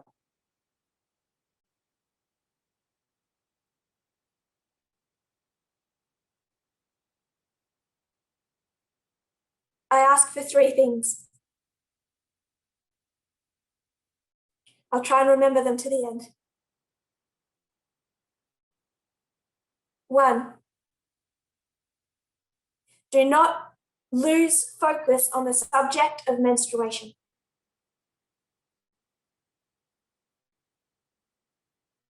I do not want us to divert all our attention now onto a new hot topic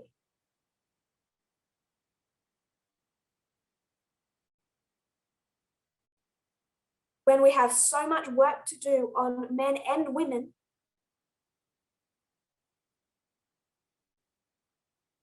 in every single country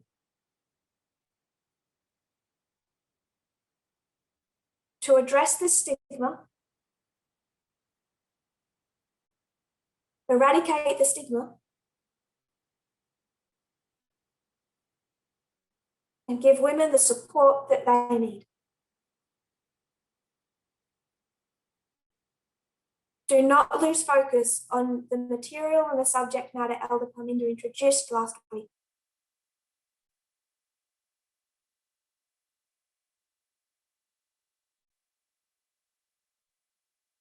My second request,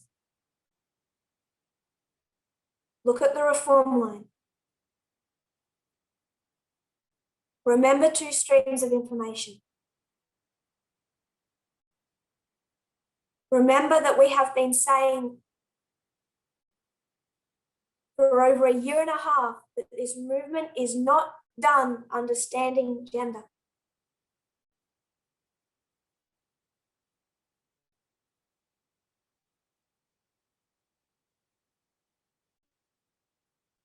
Therefore, each one of us should be happy and willing and ready to unlearn and relearn.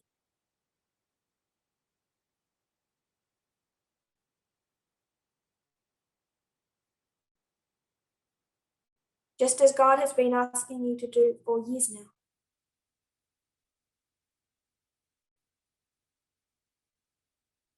My third request, handle yourself wisely on social media.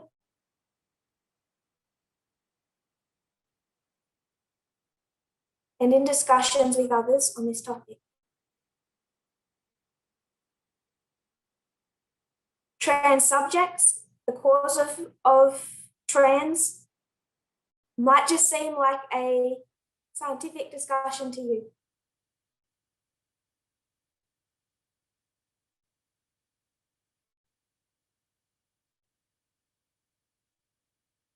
For some people, it's intensely personal and painful.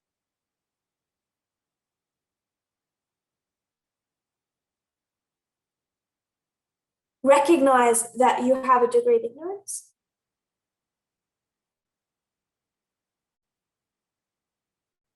I'm just going to state a large degree of disinformation.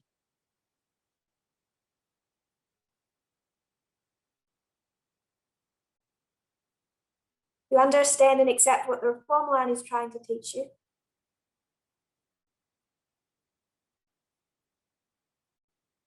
Then rather just giving voice to that disinformation and spreading it further.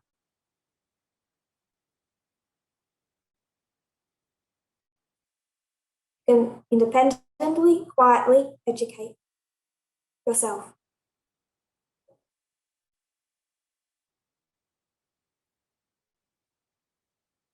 The education on these subjects, as far as I am able to give it, will continue in future presentations.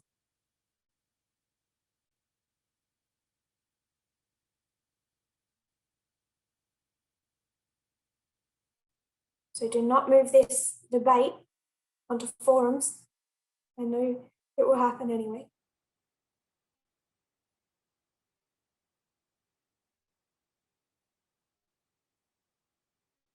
Continue to focus on Elder Cummings' presentation last week.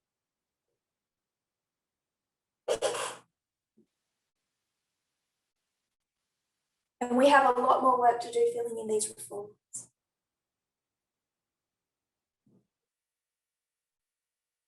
If you kneel with me, we'll close in prayer. Dear Lord,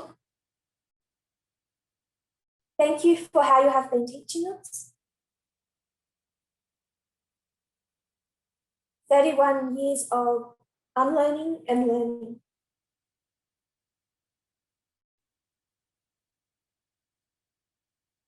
"31 years of shakings.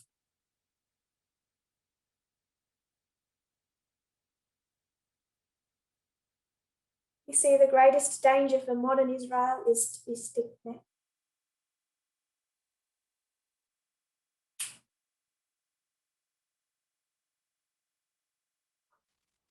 May none of us hear against us the words that Jesus echoed against ancient Israel.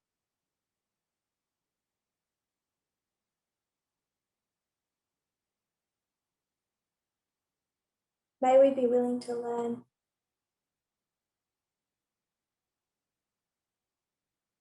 As we truly understand gender and the issues that surround it,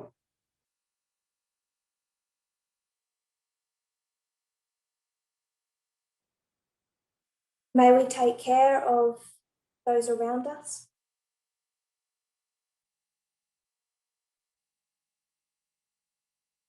And treat them with love and empathy. Whether we can personally relate to their experiences or not.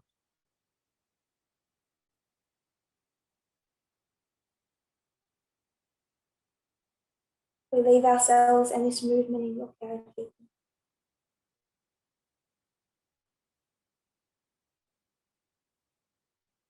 And pray in Jesus' name. Amen.